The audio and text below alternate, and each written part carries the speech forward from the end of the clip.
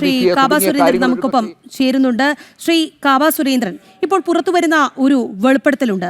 ചെറിയ വെളിപ്പെടുത്തലല്ല, അത് മലേഗാവ് സ്ഫോടന കേസുമായി ബന്ധപ്പെട്ടിട്ടുള്ളതാണ്. നമുക്കറിയാം, കഴിഞ്ഞ ദിവസം ഈ കേസുമായി ബന്ധപ്പെട്ടുള്ള പ്രതികളെ എല്ലാം തന്നെ കോടതി കുറ്റമുക്തരാക്കിയിരുന്നു. എന്നാൽ ഇപ്പോൾ പുറത്തുവരുന്ന വെളിപ്പെടുത്തൽ എന്ന് പറയുന്നത് RSS സർസംഘചാലകനെ കൊടുക്കാൻ കൃത്യമായ ഗൂഢാലോചന നടന്നുവെന്ന് അന്വേഷണ ഉദ്യോഗസ്ഥൻ തന്നെയാണ് വെളിപ്പെടുത്തിയിരിക്കുന്നത്. അതായത് ഡോക്ടർ മോഹൻ ഭാഗവതിനെ അറസ്റ്റ് ചെയ്യാൻ സമ്മർദ്ദം തനിക്കുണ്ടായിരുന്നു. മഹാരാഷ്ട്ര ATS മുൻ ഉദ്യോഗസ്ഥനാണ് ഇത്തരത്തിലൊരു തുറന്നു പറച്ചിൽ നടത്തിയിരിക്കുന്നത്. സീനിയർ IPS ഉദ്യോഗസ്ഥൻ പരംവീർ സിംഗ് ആണ് ഇത്തരത്തിലൊരു ആവശ്യം തനിക്ക് മുന്നിൽ വച്ചത് എന്നാണ് വെളിപ്പെടുത്തൽ വന്നിരിക്കുന്നത്. എങ്ങനെയാണ് ഈ ഘട്ടത്തിൽ ഉണ്ടാകുന്ന ഈ ഒരു വെളിപ്പെടുത്തലിനെ താങ്കൾ നോക്കിക്കാണുന്നത്? ഇത് കോൺഗ്രസിന്റെ എല്ലാ കാലത്തെയും ചരിത്രത്തിന്റെ ഭാഗമാണ്. അവർക്ക് വെല്ലുവിളിയായിട്ട് ഉയർന്നു വരുന്ന നേതൃത്വങ്ങളെയോ സംഘടനകളെയോ പ്രസ്ഥാനങ്ങളെയോ ഒക്കെ ഇതുപോലെയുള്ള ക്രൂരമായ കേസുകളിൽ പെടുത്തി എങ്ങനെയും വകവരുത്തുക, അല്ലെ തേജോവധം ചെയ്ത് ജനങ്ങളുടെ മുമ്പിൽ നശിപ്പിക്കുവാനുള്ള ഒരു ഏർപ്പാട് നെഹ്റുവിന്റെ കാലം മുതൽ തുടങ്ങിയതാണ്. അത് തുടർന്നു പോന്നിരുന്നു എന്നുള്ളതിന്റെ തെളിവാണ് ഈ വെളിപ്പെടുത്തൽ ഇപ്പോൾ ഉണ്ടായിരിക്കുന്നത്. എല്ലാ കാലത്തും ഗാന്ധിവധവും ഇതുപോലത്തെ ഒരു കേസായിരുന്നു. അങ്ങനത്തെ യാതൊരു RSS യാതൊരു ബന്ധവുമില്ല എന്നറിഞ്ഞിട്ടും RSS നിരോധിക്കാൻ എന്താണ് വഴി, RSS തകർക്കാൻ എന്താണ് മാർഗം എന്ന് ഇംഗ്ലണ്ടിൽ വരെ പോയി ആലോചിച്ച ആളാണ് ജവഹർലാൽ നെഹ്റു. ആ പാരമ്പര്യം തുടർന്നു പോരുന്നു എന്നുള്ളതാണ്. ഇപ്പൊ ബോംബെയിലെ ഭീകരാക്രമണ കേസിൽ ആൾക്കാരെ പിടിച്ചില്ലായിരുന്നെങ്കിൽ അവർക്കൊക്കെ അവരുടെ കയ്യിലുണ്ടായിരുന്ന രേഖകളിലെ പേരെന്തായിരുന്നു? ഹിന്ദു പേരുകളായിരുന്നു.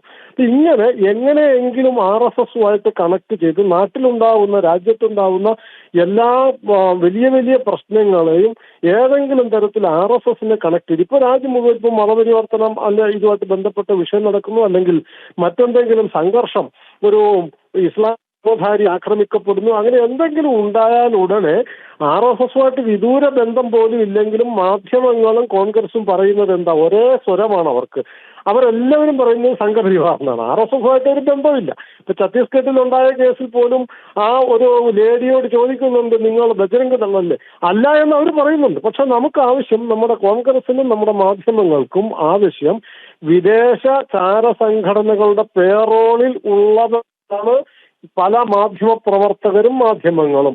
അതേ പേറോളിൽ ഉണ്ടായിരുന്ന ഒരു പ്രസ്ഥാനമാണ് കോൺഗ്രസ്. ഇന്ദിരാഗാന്ധിയുടെ കോൺഗ്രസ് എന്ന് പറയുന്നത്, ജവഹർലാൽ നെഹ്റുവിന്റെ കോൺഗ്രസ് എന്ന് പറയുന്നത് ആദ്യം റഷ്യയുടെ പേറോളിൽ പെട്ടതായിരുന്നു. അത് കഴിഞ്ഞ് ഇന്ദിരാഗാന്ധിയുടെ കാലമായപ്പോഴേക്കും കൃത്യമായ ഓരോ വർഷവും ഫണ്ട് കൊടുത്തിരുന്നു. ആ ഫണ്ടിന്റെ കൊടുത്തതിന്റെ കണക്കും രേഖയും അടക്കം പുറത്തു വന്നിട്ടുണ്ട്. KGB വർഷാവർഷം നെഹ്റു കുടുംബത്തിന് കൊടുത്തുകൊണ്ടിരുന്ന തുക എത്രയാണ് എന്ന് വരെ പറഞ്ഞിരുന്നു. മാധ്യമങ്ങൾക്ക് കൊടുത്തുകൊണ്ടിരുന്ന തുകയെക്കുറിച്ചും അതിനെക്കുറിച്ചെല്ലാം പുറത്തു വന്നിട്ടുണ്ട്. ഞാൻ പറഞ്ഞു വന്നത്, ഏതെങ്കിലും തരത്തിൽ മാധ്യമങ്ങളിലൂടെ ചാരസംഘടനകളുടെ വിദേശ ശക്തികളുടെ ചട്ടുകമായി നിന്നുകൊണ്ട് RSSനെ ഏത് വിധത്തിലും തകർക്കുക എന്നുള്ളത് കോൺഗ്രസിന്റെ എല്ലാ കാലത്തെയും അജണ്ടയാണ്.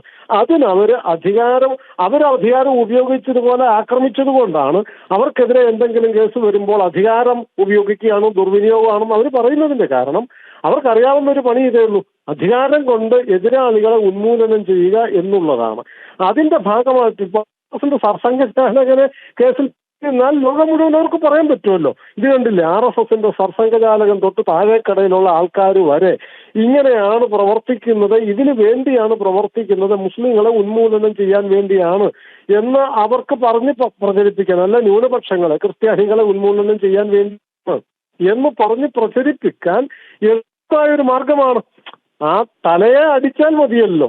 സർസംഘചാലകനെ അറസ്റ്റ് ചെയ്താൽ, കേസിൽപ്പെടുത്തിയാൽ പിന്നെ മുഴുവൻ RSSനെയും പ്രതിക്കൂട്ടിൽ നിർത്താൻ പറ്റും. ഈ തരം ഹീനമായ പണി എത്ര കാലമായി കോൺഗ്രസ് ചെയ്യുന്നു. അതൊക്കെ ഇന്ന് വെളിച്ചത്ത് വന്നുകൊണ്ടിരിക്കുക. ഒന്നിന്റെ പിന്നാലെ ഒന്നായിട്ട് RSSനെ തകർക്കാൻ കോൺഗ്രസ് നടത്തിക്കൊണ്ടിരുന്ന, അനേകം ദശാബ്ദങ്ങളായി നടത്തിക്കൊണ്ടിരുന്ന, വിശേഷിച്ചും സ്വാതന്ത്ര്യാനന്തര കാലം മുതൽ ചെയ്തുകൊണ്ടിരുന്ന ഹീനമായ പ്രവർത്തനങ്ങളുടെ രേഖകളും വെളിപ്പെടുത്തലുകളുമാണ് ഇപ്പോൾ പുറത്തു വന്നുകൊണ്ടിരിക്കുന്നത്. ആത്യന്തികമായി ഇത്രയൊക്കെ ചെയ്തിട്ടും RSSും അനുബന്ധ പ്രസ്ഥാനങ്ങളും വളരുക മാത്രമല്ല ചെയ്തിട്ടുള്ളൂ. എന്താന്ന് വെച്ചാൽ ഈ നുണകൾക്ക് അധിക കാലം നിലനിൽക്കാൻ കഴിയില്ല. 1 കൊല്ലം, 5 കൊല്ലം, 10 കൊല്ലം ഒക്കെ പിടിച്ചു നിർത്താൻ പറ്റുമായിരിക്കാം. അത് കഴിഞ്ഞെന്നാൽ സത്യം പുറത്തു വരിക തന്നെ ചെയ്യും. നെഹ്റു കുടുംബം ചെയ്ത പാതകങ്ങളുടെ, കൊള്ളരുതായ്മകളുടെ, ഹീനകൃത്യങ്ങളുടെ മുഴുവൻ പിന്തുടർച്ചയാണ് ഈ മാലേഗാവ് കേസുമായിട്ട് ബന്ധപ്പെട്ട് RSSന്റെ സർസംഘചാലകനെ വരെ അറസ്റ്റ് ചെയ്യാൻ അവർ ആലോചിച്ചതും നടപ്പാക്കാൻ ഒരു പക്ഷെ അവർക്ക് പറ്റാതെ പോയത് കൊണ്ടായിരിക്കാം. RSS സർസംഘചാലകനെ മാത്രമല്ല, പ്രമുഖരായ പല നേതാക്കന്മാരെയും അവർ അറസ്റ്റ് ചെയ്യാൻ തീരുമാനിച്ചിരുന്നു.